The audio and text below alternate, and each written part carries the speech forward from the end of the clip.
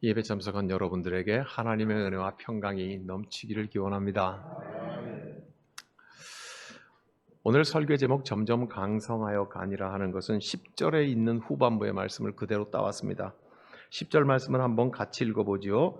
만군의 하나님 여호와께서 함께 계시니 다윗이 점점 강성하여 가니라.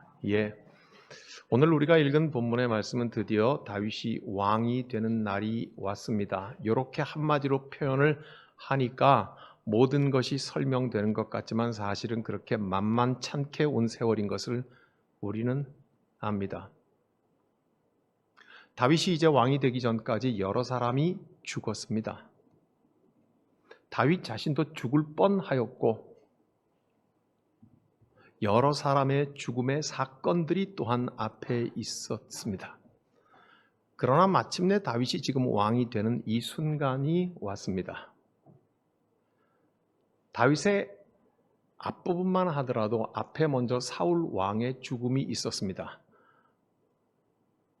블레셋과의 전투에서 길보아 산에서 부상을 입고 너무 고통스러우니까 아말렉 청년 한 사람에게 내 숨통을 끊어달라고 하고 아말렉 청년은 그 숨통을 끊어주고 그리고 사울왕의 왕관과 팔찌를 가지고서 다윗 앞에 자랑스럽게 왔습니다. 이러이러한 일이 있어서 내가 왕의 죽음에 협조했습니다. 다윗은 그것이 몹시 애통했습니다. 네가 감히 하나님의 기름 부음 받을 왕을 그리하였다 하고 이 아말렉 청년을 처형을 하고 그리고 사울 부자가 죽은 것에 대하여서 극도의 슬픔을 표현하면서 애가를 지어 부르기도 합니다. 사울이 죽었다고 끝은 아닙니다. 그 아들 이스보셋이 있다고 말을 하고 있습니다. 그 사이에 남쪽에 있는 유다 한 지파에서 다윗을 왕으로 삼았습니다. 사울이 죽었으니까요. 그러나 북쪽에 남아있는 11지파에 비해서는 기껏 한 지파 유다의 왕이었으니까 아마 종친회 회장 정도 됐던 것 같습니다. 그렇지 않겠습니까? 위에 북쪽의 11지파에서는 아브넬이라고 하는 군대 장관이 있었습니다. 그는 사울의 아들 이스보셋이 살아남은 것을 보고 11지파가 모여서 북쪽의 왕으로 등극식을 거행하고서 다시 사울 시대를 되돌리고자 애를 썼습니다. 그러나 새로운 왕과 군대 장관 사이에는 아버지의 첩과 내통했다고 하는 간통함의 문제 때문에 서로 싸웠습니다. 그래서 군대 장관이 그만 배신해버리고 이렇게 말합니다. 아니 나를 의심한다는 말이야? 감히 당신을 왕으로 만들었는데 내가 기분 나쁘니까 돌아서서 다윗에게 왕국을 다 줄 것이고 당신은 망하게 할 거다. 그렇게 말하고 다윗에게 갑니다. 가서 다윗에게 내가 다 넘겨줄 테니까 그런 줄 아시오 하고 돌아가는데 다윗에게도 군대 장관이 있었습니다. 그 이름은 요압이었습니다. 요압은 그 소리를 듣고 정치적인 질투심 때문에 아브넬을 헤브론 성으로 유인해서 칼로 찔러 죽여버립니다. 제가 지금 드리는 이 말씀은 우리가 늘 함께 묵상을 하는 매일 성경의 최근의 흐름을 그대로 제가 짧게 설명한 것입니다. 우리 교회 새벽 기도를 나오는 분들은 주일날 출석하는 인원의 30%에서 많게는 45% 정도가 우리 교회 새벽 기도를 나옵니다. 새벽 기도 안 나오시는 분들은 분발하라고 이 말씀을 드리는 거 아시죠? 좋은 말로 할 때 기도합시다. 예. 내가 근데 이걸 매일 새벽마다 우리가 함께 나누면서 왜 이렇게 구구절절히 설명을 다시 해야 되는지 모르겠습니다. 제가 워낙에 친절한 사람이기 때문에 예.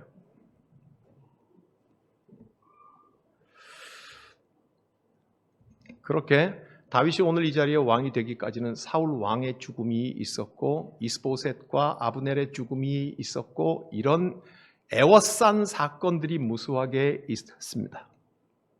그런데 말입니다. 다윗은 그 죽음 가운데 어느 누구의 죽음에도 직접적으로 연루된 적이 없습니다. 이거 아주 매우 신기한 일입니다. 다윗의 가장 가까운 사람들끼리의 서로 치고받고 때문에 이 사람도 죽고 저 사람도 죽고 그렇게 죽어가는데 다윗 자기 자신은 막상 그 어느 누구의 죽음에도 직접적으로 연루된 적이 없습니다. 그리고 다윗은 오늘 이 자리에 옵니다. 이스라엘의 모든 장로들이 와가지고 오늘 우리가 읽은 본문에 그러지 않습니까? 다윗에게 나와 이르되 보소서 우리에게 왕이 되어 주십시오 하면서 왕이 되어야 될 그 이유를 세 가지를 말합니다. 첫 번째는 우리는 당신의 고륙입니다 하는 말이 무슨 말입니까? 우리가 남이가 그 말이잖아요. 그죠? 그러면서 사울 왕이 살아있을 때도 당신이 군대 장관처럼 그렇게 군대를 이끌고 나라를 지키지 않았습니까? 그렇게 말해요. 여러분, 다윗이 사울 왕이 임명한 천부장이라는 거 아십니까? 성경을 짬짬이 읽어야 됩니다. 다윗은 천부장이었다고요. 사울 왕의 군대에서 1000명의 부하를 거느렸던 장군이지 않았습니까? 당신이 실세 아니었습니까? 그렇게 말하고 마지막에 하나님의 언약이 당신이 왕 된다고 그렇게 하나님 말씀하지 않았습니까? 그러니 우리의 왕이 되어 주십시오. 그렇게 말을 하는데 이 과정에 이르기까지 여러 사람이 죽었지만 다윗은 단 한 사람도 그 죽음에 직접적으로 연관된 적이 없었다. 뭐 했습니까? 다윗은? 실력도 좋지. 그렇게 여러 사람이 서로 치고받고 이 사람도 죽고 저 사람도 죽이고 하는 그 관계에서 자기는 아무의 죽음과도 관계가 없었으면서 왕으로 추대되는 사람. 보통 기술이 아닙니다. 그죠? 서로 치고받고 죽일 때 다윗은 뭘 했겠습니까? 뭘 했을 것 같습니까? 그러나 하나님과의 관계에 집중했습니다. 주님과 대화했고 주님께 이끌리려고 했고 주님께 물었고 주님께 응답을 얻었고 그 응답 뒤에 그 다음 단계를 또 물었습니다. 사울 왕이 죽어서 10년 동안 쫓아다니던 데에서 자유하게 되었을 때에 그때 다윗이 뭐라고 했는 줄 아십니까? 하나님께 물었습니다. 하나님 여기서 이동할까요? 물었습니다. 하나님께서 이동하라고 말씀하실 때 그걸로 끝이 아니라 다윗은 또 물었습니다. 그러면 어느 장소로 옮겨갈까요? 하나님께서 헤브론으로 가라고 하셨고 그 헤브론에서 유다 지파 한 지파의 왕이 되는 것을 우리는 성경에서 분명히 봅니다. 다윗은 하나님께 집중했습니다. 하나님과의 관계에 집중했습니다. 그리고 그 관계가 허울뿐만이 아니라 올바른 상태에서 충만하는데 그는 집중했었습니다. 다윗은 싸우지 않았습니다.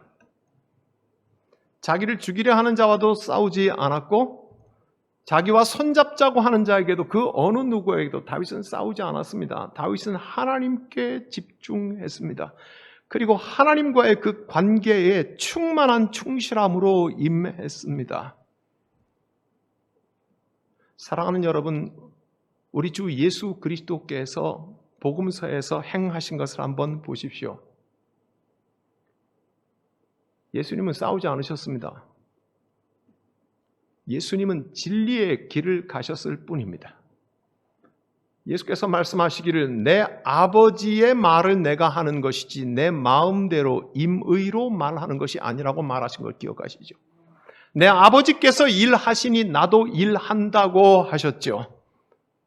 내 말을 믿으면 너희가 하나님을 본 것이라고 말했고 믿지 못하겠거든 내가 한 행동 사건을 보았으면 너희가 하나님을 보았다고 빌립에게 말씀하신 것을 기억하십니까? 예수는 싸우지 않았습니다. 예수는 진리의 길을 갔습니다. 그런데 놀랍게도 예수의 저쪽 편에 있는 대제사장과 제사장과 서기관과 바리새인들과 저들은 예수 그리스도를 적으로 삼고 예수 그리스도와 싸웠습니다. 참 희한한 일 아닙니까? 그죠? 예수 그리스도께서는 하늘아버지의 말과 진리 가운데 그저 살아가셨습니다. 병든 자, 가난한 자, 죄인들과 함께 밥 먹고 고쳐가면서 하나님의 나라가 이런 것이라고 말씀하면서 그 하나님의 나라의 한가운데를 걸어가셨을 뿐입니다. 예수는 결코 싸우지 않았습니다. 그러나 대제사장과 서기관과 바리새인들은 예수를 적이라고 생각하고 적인 예수 그리스도에게 독한 말들을 뱉어내면서 그 말을 함으로써 스스로의 영혼들이 죽어갔습니다. 예수 그리스도를 어떻게 하면 죽여버릴까 하는 그 생각을 하면서 저들의 영혼이 죽어가기 시작을 했던 것을 우리는 잊지 말아야 할 것입니다. 최근 몇 년 동안에 제가 살아온 삶을 바라보면서 제 주변의 지인들이 이렇게 위로를 하더라고요. 목사님, 그 길고 힘들고 크고 어려운 싸움에서 싸우시느라고 정말 고생이 많으셨습니다. 그래요. 고마운 말이죠. 저를 위로하고 저를 격려하고 싶어서 하는 말씀이라는 걸 알고 고맙게 생각합니다. 그러나 제가 한 대답은 이렇습니다. 저는 싸우지 않았습니다. 저는 싸울 마음도 없었고요. 싸우려고 하지도 않았습니다. 여러분도 아시다시피 나는 처음 여러분들을 만났을 때부터 이렇게 말했습니다. 하나님께서 나를 여러분에게 보내신 이유는 예수 잘 믿으라고 하심입니다. 예수 잘 믿자고 했습니다. 저는 장로님들에게도 권사님들에게도 교회 학교 학생들에게도 예수 잘 믿자고 했습니다. 하나님께서 교회에 목사를 보내신 이유는 예수 잘 믿으라고 보내신 것 이외에는 어떤 이유도 없습니다. 만일 그것 이외에 다른 이유가 있었고 주렁주렁 액세서리처럼 걸치고 산다면 목사도 굳이 있어야 할 필요가 없고 교인도 있어야 할 필요도 없습니다. 아닙니까? 저에게 주시는 위로는 감사하지만 저는 싸운 적이 없어요. 싸우려고도 안 했어요. 싸울 계획도 없었고요. 그저 우리 주 예수 그리스도가 가는 길을 따라가자고 했고 함께 가자고 했습니다. 사랑하는 십자수 공동체 여러분들이요. 여러분들은 싸웠습니까? 여러분들은 싸운 적이 없어요. 싸우려고도 안 했고요. 싸울 계획도 없었다고요. 예? 여러분들은 예수 믿는 일에 집중한 사람들입니다. 타인들은 여러분을 향하여서 적이라고 생각을 하고 화살 같은 말로 칼을 휘두르는 것 같은 말들로 휘둘러 가면서 우리를 상처 입힌다고 생각하고 여러분을 상처 입힌다고 생각했지만 사실은 자기 자신에게 칼질을 해대면서 자기 자신들이 죽어가고 있다고 하는 것을 알지 못했을 뿐이지요. 사랑하는 여러분,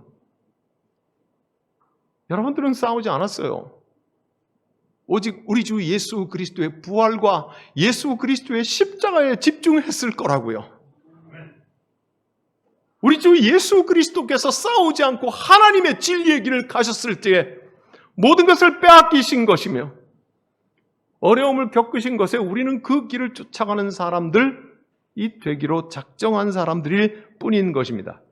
다시 오늘 우리의 본문으로 돌아가 보십시다. 다윗이 왕이 되고자 많은 사람들이 와서 우리를 왕 삼으려고 하는, 다윗을 왕 삼으려고 하는 이 지점까지 앞에 많은 사람들이 죽었습니다. 자기들끼리 서로 죽고 죽여가면서 환난과 풍파를 만들어가면서 물론 다윗도 그 한가운데서 있었습니다. 그러나 다윗은 싸우려고 하지 않았습니다. 싸우지 않았다고요. 다윗은 하나님께 집중했습니다. 하나님과 올바른 관계 속에 올바른 상태 속에 있으려고 애쓰고 몸부림했던 것뿐입니다. 우리 주 예수 그리스도께서도 그리하셨고요. 그리스도를 쫓아가는 저와 여러분들도 그와 같았을 뿐입니다. 다윗은 기회가 왔어도 칼로 왕위를 얻으려고 하지 않았습니다. 우리는 잘 압니다. 다윗에게는 왕이 될 기회가, 스스로 왕이 될 기회가 있었다는 것을 압니다. 이미 하나님의 언약도 있는 마당에 쉽게 왕이 될 수 있는 기회가 얼마든지 있었습니다. 동굴 속에 사울이 볼일 보러 들어왔을 때,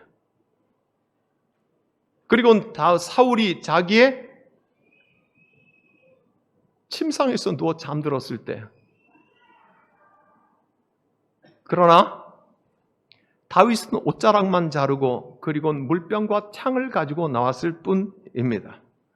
모든 것이 다 열려있는 상태에서 모든 것이 다 허용되는 순간에서 단 한순간 결심하고 창을 들고 칼을 한 번만 휘두르면 모든 것이 바뀔 수 있는 그 순간에 다윗은 하나님께 물었다고요. 하나님, 당신이십니까? 정말 당신이십니까?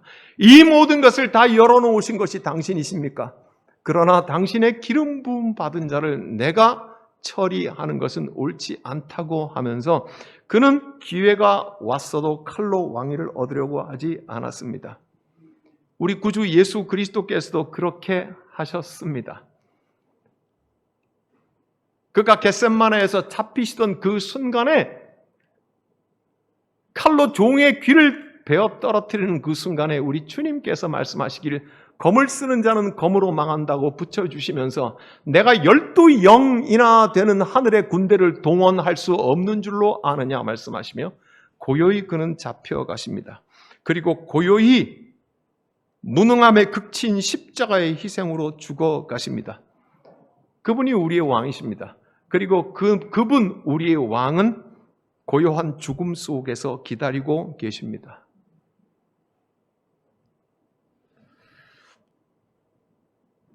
하나님의 선물로 마침내 다윗에게 11지파 모두를 다 주시는 날이 왔습니다. 오늘 우리의 본문이 그것입니다. 유다지파 하나뿐만이 아니라 나머지 11지파 모두 12지파가 다 왕을 삼겠다고 다윗에게 왔습니다. 마침내 이런 날이 옵니다. 저와 여러분들 오지 않겠습니까? 별로 동의 안 하시는 것 같은 느낌입니다. 다윗에게 이런 날이 마침내 옵니다. 마지막 11지파까지 다 주셔서 모두가 다 다윗에게 엎드려 절하게 하고 그리고 놀라운 선물을 주십니다. 그리고 왕이 등극식이 나오고 그 뒤에 난공불락의 요새인 예루살렘 성을 자기의 성읍으로 취하는 데가 나옵니다. 거기에 살던 사람들, 여부스 사람들이 뭐라고 말을 하냐 하면 맹인이나 다리를 저는 자더라도 네가 쳐들어오는 것을 능히 지킬 수 있다고 말할 만큼 예루살렘은 난공불락의 요새였습니다. 그러나 하나님께서는 그 성읍을 다윗에게 주시고 다윗성이라고 이름 짓게 하셨습니다. 모든 것이 다 종료된 것 같습니다. 22년이 걸렸습니다. 최소한 22년이 걸려서 다윗은 이제 통일왕국의 왕이 되었습니다. 그리고 난공불락의 요새인 예루살렘도 얻었습니다. 모든 백성들의 마음을 얻었으니까 왕 삼으려고 왔지 않았겠습니까? 모두에게 다 왔습니다. 이 놀라운 일들이 다윗에게 이루어졌습니다. 이제 또한 앞으로 살아갈 날들이 얼마나 기대가 되고 흥분이 되는지 모르겠습니다. 다 됐습니다. 이제 여기서 설교 끝내면 되겠습니다. 우리도 그런 날이 올 겁니다 하고 설교 끝내면 될 겁니다. 그렇지만 아닙니다. 뭐가 남은 게 있습니까? 왕도 아침 이슬 같은 것이고 예루살렘 성도 아침 이슬 같은 것이고 그 모든 것들도 다 사라질 것이고 아침 이슬 같은 것들입니다. 선물인 것은 틀림없습니다. 하나님께서 주신 선물이기 때문에 아름다운 것이고 기쁜 것이고 감사할 일인 것은 틀림없습니다. 그러나 이때 보이지 않는 게 하나 있는데 우리는 그걸 놓치지 말아야 됩니다. 무엇입니까? 하나님을 의지함입니다. 성공하고 망하는 자가 되지 않기 위해서, 선물 받고 넘어지는 자가 되지 않기 위하여서, 그 길고 긴 인고의 세월을 끝낸 끝에 우리 하나님께서 형통의 문을 열어주실 때 바로 앞으로 넘어지는 자가 되지 않기 위해서, 지금 그게 보여야 된다 이 말입니다. 그게 다윗의 성공에 대해서 야 오늘 본문이 끝내주는구나, 하나님께서 다윗에게 임하는 것을 허락하셨구나 하고 기뻐하는 것으로 우리도 그 희망에 부풀어 올라 있는 것, 그게 다가 아니라는 말입니다. 다윗이 지금까지 해왔던 건 이 사람이 저 사람을 죽이고 저 사람이 이 사람을 죽이고 풍랑과 풍파한 가운데서도 그가 했던 것이 무엇인가를 이 정도에 와가지고 잊어버리기 시작한다 이 말. 뭐예요? 하나님을 의지하는 것이 그것이었습니다. 11지파가 왕으로 삼기로 했다든지 통일왕국의 왕이 됐다든지 그게 초점이 아닙니다. 성경을 읽을 때 그 너머에 있는 것을 볼 수 아는 눈이 있어야 될 것입니다. 제 친구 목사의 아버지 장로님 말입니다. 미아리 시장에서 사과개장 놓고 그 위에 무 놓고 배추 놓고 팔았으니 그게 얼마나 팔렸겠습니까? 10원, 15원 팔았을 때 1원, 1.5원 그거 11조 하려고 누런 봉투 사는 게 기쁨이었다고 했습니다. 하나님 앞에 감사의 예물을 드릴 수 있게 해주는 그 배추가 하나님 같았고 무가 하나님 같았다고 했습니다. 그런 삶을 지속했습니다. 그는 백만장자가 되었을 때에 하나님의 교회를 지었다고 했습니다. 무 배추의 11조는 우습게 보일지 모르지만 수백 천 명이 예배드리는 예배당을 지을 때 백만장자가 된 것에 대해서는 얼마나 놀라운 일입니까? 우리가 주목하는 것은 그겁니다. 얼마나 달콤한지 모릅니다. 얼마나 놀라운지 모릅니다. 로또 맞기보다 힘든 그 행운에 나도 갔으면 싶은 마음에 우리의 마음이 부풀어 올라질지 모르겠습니다. 그렇지만 정작 중요한 것은 무엇이겠습니까?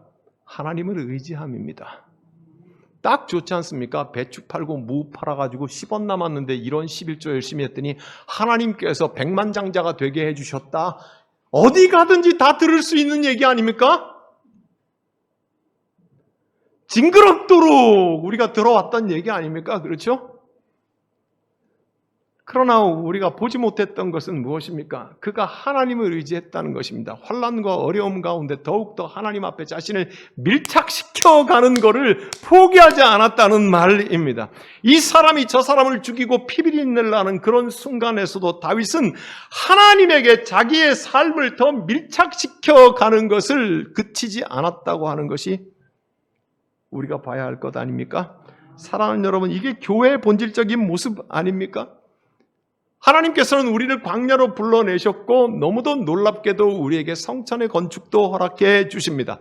예, 그렇습니다. 우리는 광야로 왔으니 하나님밖에는 볼 것이 없고 불기둥과 구름기둥에 인도할 것밖에 없고 하나님이 주시는 메추라기와 만나를 먹을 수밖에 없고 하나님이 이끄신 대로 따라갈 수밖에 없는 사람들입니다. 우리는 하나님을 의지할 수밖에 없는 사람들입니다. 우리는 그런 말씀도 나누었습니다. 건물이 돈이 얼마나 들 것이며 땅이 돈이 얼마나 들 것이며 하는 일에 대하여서 우리는 계산기를 두드리는 것이 멈춰야 할 것이라고 말했습니다. 중요한 것은 하나님께서 우리에게 성전을 주시기로 작정하셨는가 하는 문제여서 우리는 하나님께 그 문제를 기도하자고 했던 것 아닙니까? 하나님께로 주시기로 작정한 것이 그것이 우리가 하나님 앞에 온 마음을 두고 있다는 증거여야 한다고 했지 않았습니까? 그죠? 그러므로 우리 십자수 공동체는 그 어느 순간까지도 마지막일지라도 저와 여러분이 얼마나 이 땅 가운데 살지 모르겠지만 마지막 순간까지도 우리가 하나님을 의지하였음만 남아야 한다고 믿습니다. 이게 교회의 본질입니다. 땅 넓어지고 건물 커지고 번쩍거리기 시작을 하니까 그 다음부터 하나님께서 주신 선물에 눈이 뒤집혀 버립니다.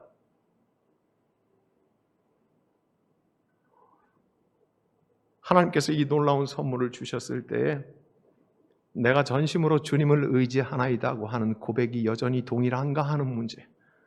하나님의 다림줄은 우리에게 그것을 측량하십니다.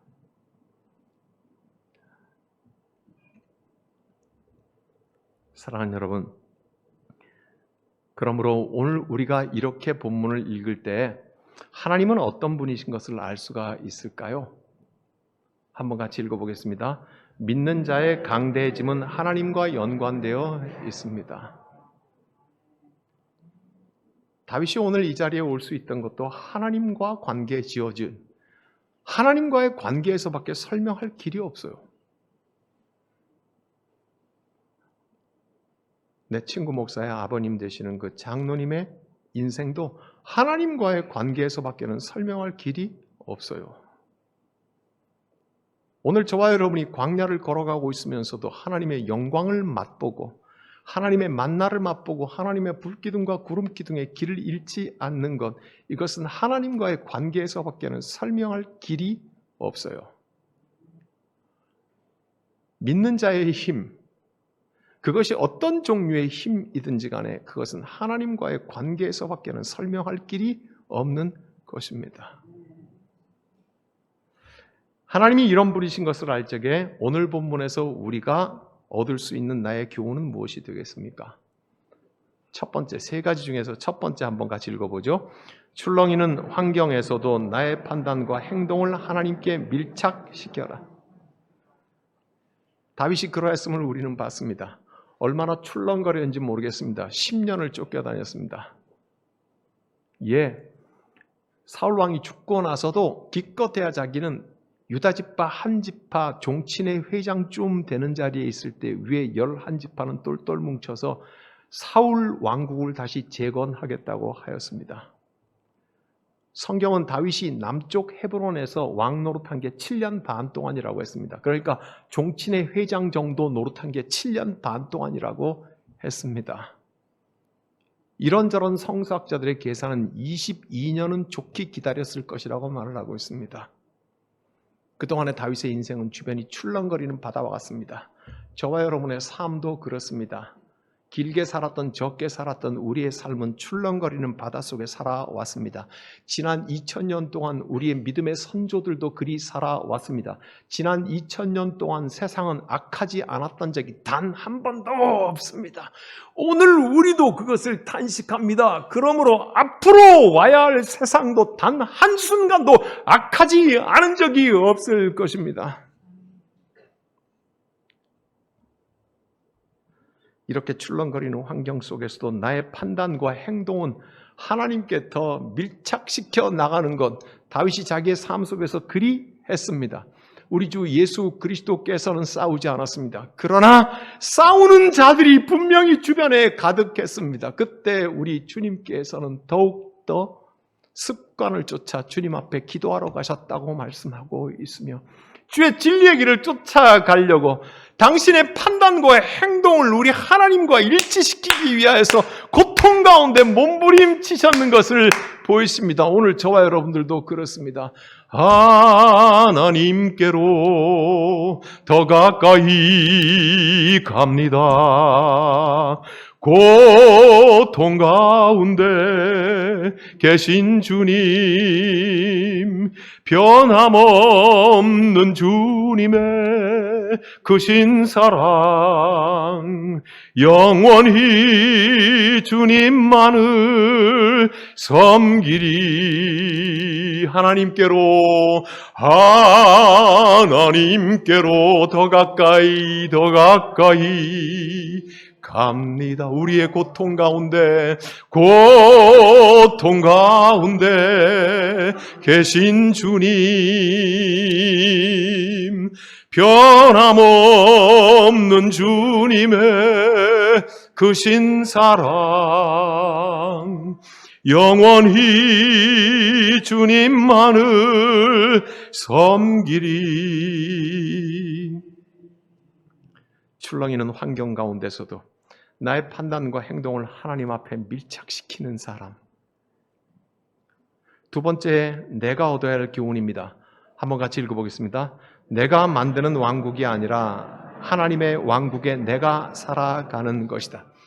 다윗을 에워싼 많은 사람들은 자기의 왕국을 만들려고 했습니다. 사울 왕도 그랬고, 사울의 아들인 이스보댓과 군대 장관 아브넬도 자기들의 왕국을 만들려고 했습니다. 다윗은 하나님 앞에 출렁거리는 시대 속에서 자기를 밀착시키면서 하나님 속에 내가 살고 하나님께서 내 속에 살아계시기를 원했습니다. 명백히 다른 것입니다. 자기가 만든 왕국에 사는 것이 아니라 하나님께서 만든 왕국에 살아가길 원하는 것이 교회입니다. 그리스도인입니다. 그것이 바로 저와 여러분들인 것입니다. 예수께서는 이렇게 말씀하십니다. 악한 목자가 있고 선한 목자가 있다. 기억하시죠? 악한 목자는 양을 생각하지 않습니다. 자기 자신만 생각해요. 자기가 중심이 되는 것입니다. 그러나 선한 목자는 양무리를 생각한다고. 무엇의 비유입니까? 하나님 나라요. 하나님 나라. 양무리 하나님 나라라고요.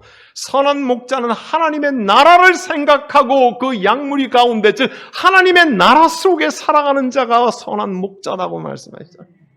예? 악한 목자는 자기가 만든 왕국 가운데 살아가는 자라고 말씀하시는 것입니다. 이것이 우리의 교훈입니다. 마지막 세 번째는 무엇입니까? 한번 같이 읽어보죠. 하나님께서 작정하시고 세워가신다. 아멘. 세워가신다는 것의 반대는 무엇입니까? 무너뜨린다 아닙니까? 그죠? 하나님께서 당신의 나라를 세워가시면 동시에 일어나는 사건이 무너짐의 사건입니다. 이 세워가심과 무너짐의 동시에 일어나는 사건의 의미의 단어가 바로 언약입니다. 언약. 성경 전체를 관통하는 하나님의 약속, 언약이라고 하는 것은 자른다는 뜻이니까 하나님께서 세워가신다고 하는 것은 동시에 허물어 가신다고 하는 것을 의미하는 것입니다. 주께서 나 여호와가 거룩하니 너희도 거룩하라고 말씀하신 그 거룩의 의미도 구별됨을 뜻하는 것이니 우리가 하나님의 안에 있는 것은 하나님의 바깥에 있는 사건과 동시에 일어나는 택함인 것입니다. 사랑하는 여러분, 그러므로 하나님께서 작정하시고 세워 가시는 것은 하나님께서 작정하시고 무너뜨림도 함께 일어나는 것입니다. 사울 왕이 그렇게 무너졌습니다. 아브넬의 칼이 그렇게 무너졌습니다. 하나님께서 하나님에게 자신을 밀착시키고 하나님의 뜻을 물어가며 하나님 안에 거하기를 원하는 다윗 왕을 세우신 것은 하나님의 나라 안에 악과 선이 함께 있을 수는 없습니다. 그렇게 하나님께서는 무너뜨리며 세우시는 것입니다. 사랑하는 여러분, 오늘 그러므로 우리가 본문 제목으로 삼은 10절에 다윗이 점점 강성하여 져 갔다고 하는 의미는 예루살렘 성도 자기께 되었고 통일 왕국의 왕도 되었고 이제 모두의 존경도 받고 모두가 다 복종하는 엄청난 권력자가 되었다고 하는 의미로 강성하여져 갔다고 하는 뜻이 아닌 것에 대하여서 우리가 보아야 할 것입니다. 그는 예루살렘 성을 다윗성이라고 빼앗아 이름을 붙였으면서 남북의 통일의 왕이 되었으면서 모두가 다 순종하고 복종하는 왕권을 지었는데 그가 점점 강성하여져 갔다고 하는 것은 점점 하나님을 의지하였다는 말로 들려야 합니다. 이게 보여야 합니다. 이게 교회입니다. 이게 그리스도인이라고요. 그게 안 될 바에는 차라리 잘 되지 맙시다. 차라리 잘 되지 말자고요. 우리가 하나님을 의지하는 것이 하나님께만 온전히 붙잡혀 사랑하는 것이 자신이 없고 무너질 것이라면 차라리 잘 되지 말자고요. 뭐 하루 잘 되려고 합니까? 무엇이 영원한 것이기에 무엇이 우리의 구원을 보증할 수 있기에 왜 잘 되려고 합니까? 무엇 때문에 잘 되려고 합니까? 왜 예루살렘 성을 빼앗아서 나의 성으로 삼으려고 합니까? 왜 남북 통일 왕이 굳이 되려고 합니까? 차라리 잘 되지 않는 게 낫죠. 그러므로 사랑하는 여러분들이 오늘 우리가 말씀의 제목으로 삼은 다윗이 점점 강성해져 갔다고 하는 것은 그가 하나님께로 받았던 그 선물의 크기가 커졌다는 뜻이 아니올시다. 그가 그 무엇을 하나님께 선물로 받든지 얼마나 큰 것을 받든지 얼마나 번쩍거리는 것을 받든지 얼마나 놀라운 것을 받든지 그가 하나님을 의지하였습니다. 이것이 들려야 하고 이것이 보여야 하는 것입니다. 이것이 교회의 강성함입니다. 이것이 그리스도인의 강성함이라고요. 무엇을 쫓아다니십니까? 무엇을 보고 싶어 하십니까? 무엇을 얻고 싶어 하십니까? 무엇을 의지하고 싶어 하십니까? 차라리 성공하지 않는 게 나은 게 많습니다. 욥은 그 고통 가운데서 뜻을 몰랐을 때 차라리 태어나지 말지 하지 않았습니까? 그죠? 그러나 이제는 우리는 분명히 압니다. 사랑하는 여러분들이요. 점점 강성하여 가기를 원합니다. 이제 온전하고 정상적인 의미로 우리의 신앙이 제대로 보이고 들린다는 의미로서 하나님께서 무엇을 주시던지 간에 우리가 하나님을 붙들고 의존한다는 것이 강성해 가기를 소망합니다. 주께서 우리와 함께 하시면 바로 이와 같은 것입니다. 기도하겠습니다. 주님은 총 주셔서 감사합니다. 점점 강성하여 가게 하옵소서. 하나님, 우리가 주님을 의지하는 것을 놓치든지 잃어버리든지 깨어진다고 하면 차라리 성공하지 않게 하소서. 차라리 차라리 아무것도 주지 마소서. 그러나 우리가 주님의 손을 더욱 견고히 붙잡을진대 하나님께서 우리에게 주신 선물이 이 땅 가운데 흩뿌려져서 아름답게 100배, 60배, 30배 결실을 우리를 통하여서 맺게 하여 주시옵소서. 주님 예수 그리스도의 이름으로 기도하옵나이다. 아멘.